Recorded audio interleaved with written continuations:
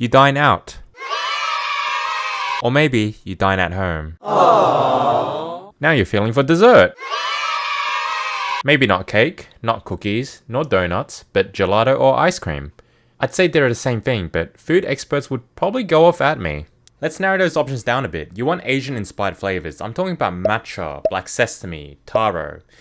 If you're expecting to see options like bubblegum and cookies and cream, you're in the wrong story today. Now, this business has built an amazing reputation on big Asian flavors in Sydney, but not many people know the backstory, and that's what we're about, right? Meet John, the founder of Ice Kirin Bar, who started his first shop in Burwood in 2020.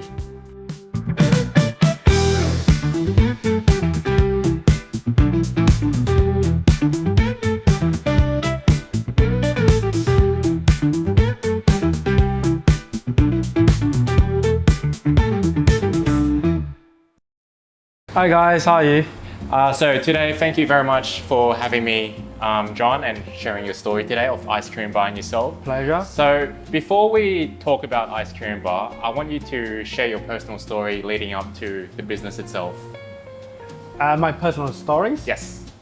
So we started Ice Kirin Bar like we established in 2020. But in fact, I have actually been in the gelato field for a very long time. I was once like a staff member of Anita Gelato. So I was there since I think that was 2014. So so that's like 10 11 years ago. So that's how long I have been in the industry. And I always had an idea to start my own business. And the gelato happened to be one of my biggest passion. So yeah, that's how we start. Yeah, basically. Okay. Yeah. Nice. And this might be a silly question, but is there a difference between gelato and ice cream? Technically, it depends where you are. Yep. If you are in Italy, gelato means ice cream because they don't actually have a word for ice cream. Because ice cream, it is gelato, like pizza. Pizza to Italian, it is just one thing. But in Australia, in particular, they actually have a very big difference between ice cream and gelato. Basically, the main difference is first is the way of making it. Gelato is usually more artisan, small batch. They make on site. So you like most of the gelato shop you go, you will see they will have a back of house. Like what we are, like what we have. Yeah. We make our gelato on site, fresh production, fresh batch, small batch as well. So we can customize the flavor, we can change it. Depends on the weather, depends on the preference and the ingredient, everything. Ice cream, on the other hand, it's opposite. It's more industrial level, where they make massive production in the factory. So it's a lot bigger scale. So the ingredient they use, the way of making it are very different as well. Yeah. So most people will tell you the number one is the recipe. Gelato, it's based on milk. Yep. So 80% of the ingredients is actually milk, like the fresh milk. Whereas ice cream, you call ice cream. So the main ingredient of ice cream is actually cream. And also the source of the dairy, we have to use the fresh cream and fresh milk because we make the fresh production. Okay. Whereas ice cream, because they're making a massive production and to control the cost, they will have to use the powdered milk instead. So that's the ingredients as well. And just like I said, because the way of making it is different, one thing called overrun, which is how much air it's whipping in the product, are also different. Yep. So gelato, usually because we use the chana, that only give you between 30, like roughly 30% of overrun. So if you put 1 liter in, the maximum you can get out is about 1.3. Yeah. That's what we call overrun. Like you whip 30% air into it, so you volatilize the product. Yeah. Ice cream, on the other hand, can go up to 100% because the machine they use is like there's a pump. They can pump air into it, so you can. It's you can take, people can do this as an experiment. Just buy the cheapest ice cream from supermarket, like the 1 liter costs you what, like $7 one. That it melt completely, you will see how much volume it actually reduce. Whatever that's reduced is the air. But don't get me wrong, ice cream gelato doesn't really matter. It's just about that. Just the everyone have a different personal preference, and also the cost. Okay. Yeah. So you have a lot of different flavors like matcha, oolong, and taro. Do you think the market was weak for those flavors back then? Oh yeah, well definitely. I mean, like I said, I have been in the industry for quite some time. So I have witnessed how the market changed, how the customer preference changed and everything. So while I was in Nita and while I was doing another job, which is also gelato related, that we have seen lots of people wanted to replicate the Asian flavors because they want to they wanted to attract the Asian market. Yeah. But then back then we didn't have much choice because there's no one that actually have enough knowledge or experience to create what I call like Asian infused flavor gelato. Back then we had like Italian or European background gelato makers try to do like gelato in like black sesame, taro, or they call green tea, lychee, all these flavors they believe that's Asian inspired flavors. But usually the result is not that good. Okay. Yeah. So that's where I thought maybe there's a market gap, and maybe that the city is it's an international city where we have very strong multicultural, and then we have lots of that people that are willing to try new things. So I thought, you know, if there's gonna be someone to do this, I since I have the knowledge, since I have the experience, And here we are. So that's how we started, the idea. How did you think of the name Ice Kirin Bar, and what does Kirin mean? This is a bit difficult to answer if the audience is not from Chinese background. Okay. Or Japanese background or whatever. So Kirin, it's actually a legendary creature, a bit like unicorn to the Western world. Yep. It's a legendary creature which they say has a dragon head but a body of horse. And then that creature is called Kirin. So ice cream in Mandarin it's called Bing Kirin. Yes. But ice Kirin, if you translate into Mandarin, it's also sound exactly identical as Bing Kirin. So it's like a pun. Yeah, pretty much. Okay. Yeah, so if you get it, you get it. If you don't get it, yeah. And plus that we choose the name because we wanted to have something that relate, like the elements that relate to Asian culture. So Kirin, this legendary creature is actually recognized in like Korean culture, Japanese culture, Chinese culture, Vietnamese culture. So it's something that I thought that we all share in common somehow. Right. And I really like the minimalistic renovations you have in your shop, like all wooden and all that. Why did you think of this theme? From the beginning, that we know we're not going to be another ordinary ice cream place, gelato place. From the day one that we know that we wanted to focus to bring up the most authentic Asian inspired flavor and tea-infused flavor of gelato. Lots of people thought this is like Wi-Fi, but this is actually the wave on sand or on the water surface. So that's another symbol which is represent Zen. I did not know that. The logo itself, it looks like ice cream cone, yeah?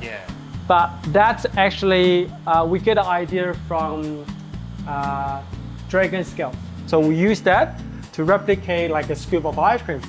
That's how we create a logo. Yeah. From that we expand to the other elements of the interior design. Yeah.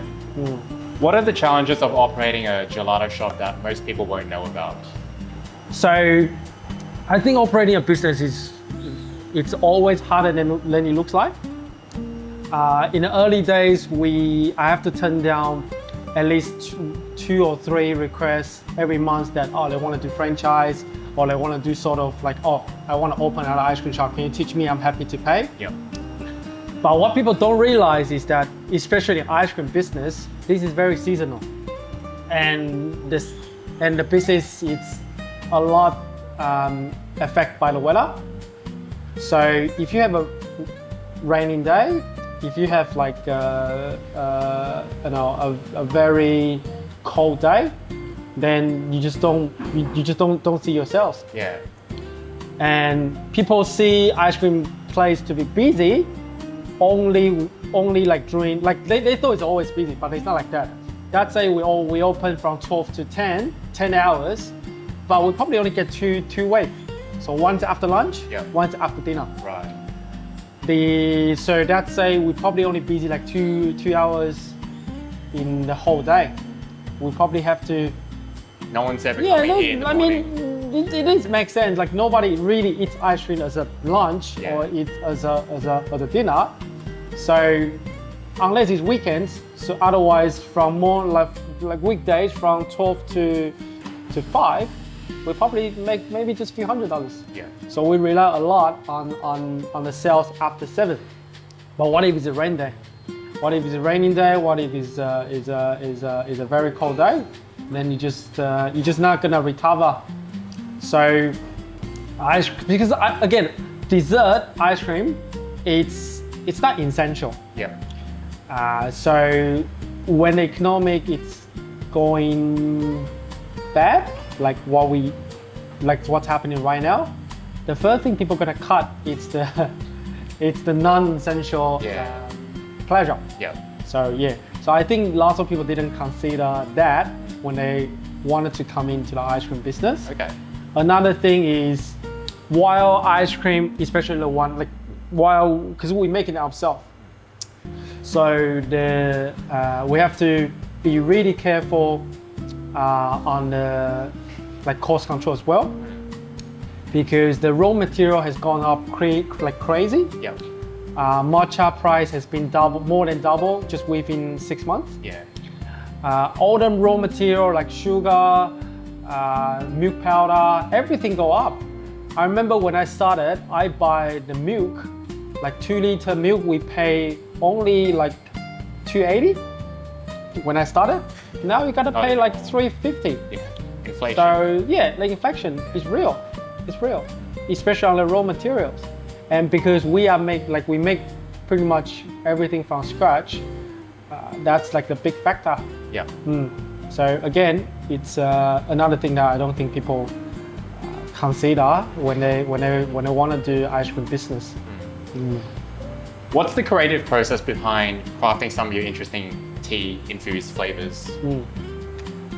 Also, again, we usually ideas can come from life. So everywhere you go, if you try something, you're like, wow, that's a very good combination, or wow, this is something would be interesting if we transfer into the form of gelato. So we get ideas from our everyday life, basically. Then we bring the ideas to the back of house, and then we just give it a go, see how it goes, and test the customers, asking for their feedback and everything, and then we improve it.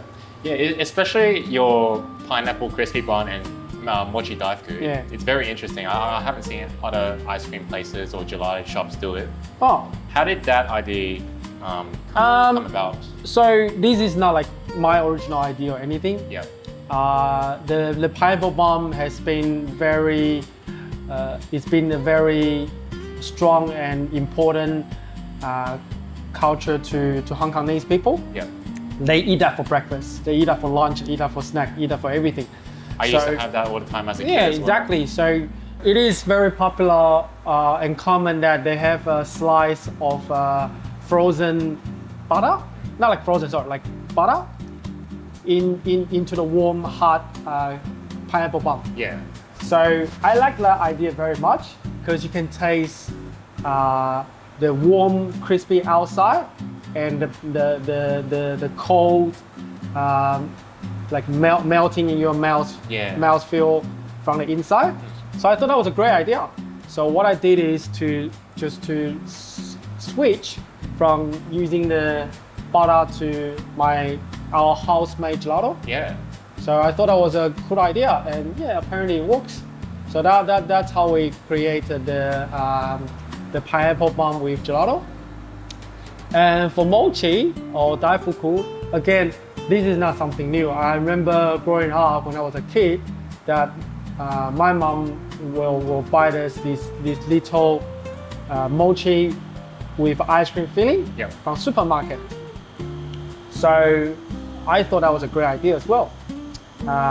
So yeah, we just pretty much did the same thing, but rather than pre-made it, we give the customer an option to choose the flavor they like and made it straight away, fresh.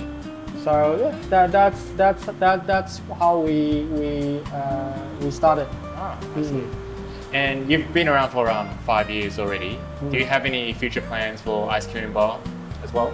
More stores, more flavors? Well, I'm not like, I don't have like a biggest, I'm not like I don't have the very big ambitions. Yeah. So I thought I'm happy where I am. But if there's a need, if there's an opportunity, for example, we didn't want it to open, not like we didn't want it, like we didn't think about opening the shop in Cabramatta until our lots of customers asking. Yeah. So when we have enough demanding requests from our customer, then we'll think about it. And if there's a good opportunity, then we will to expand. But it's not like, oh, we have this goal, we must open another 2 or 3, because I don't know. I just don't want it to expand too quickly, and burn out the brand or and you like the stability. Yeah. I don't want it to lose control and just expanding for no particular reason. So yeah, we willing to wait patiently. If the time's right, if there's a good location and if there's enough demands, then we will. And then also, but what we might do in the future is that, because now we have noticed that lots of people like our product and they wanted to do for their birthday, they want to do in their wedding, like catering. Yeah. So now we do that a little bit, but if we can see the steady demands there, we might as well just get a small center factory and make it more available for everyone. Because right now we still make everything back of house, like on site. Yeah. So we can't supply everyone. We have to turn down some of the requests, which we hate to. But our production is pretty tight already. Yeah.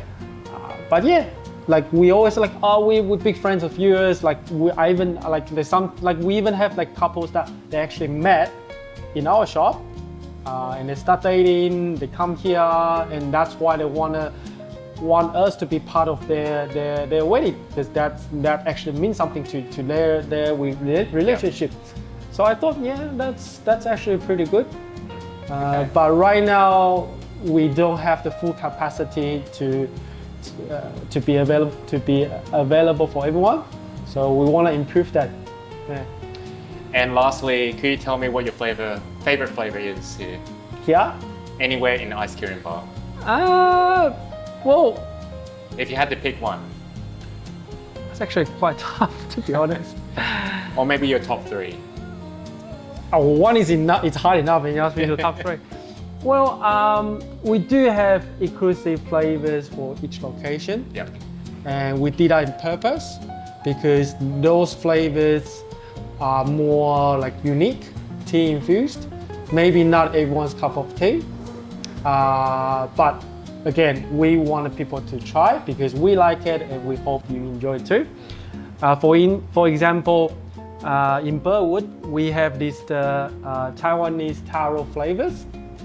It's real, authentic taro that we import from Taiwan directly. It is a real taro, real stuff.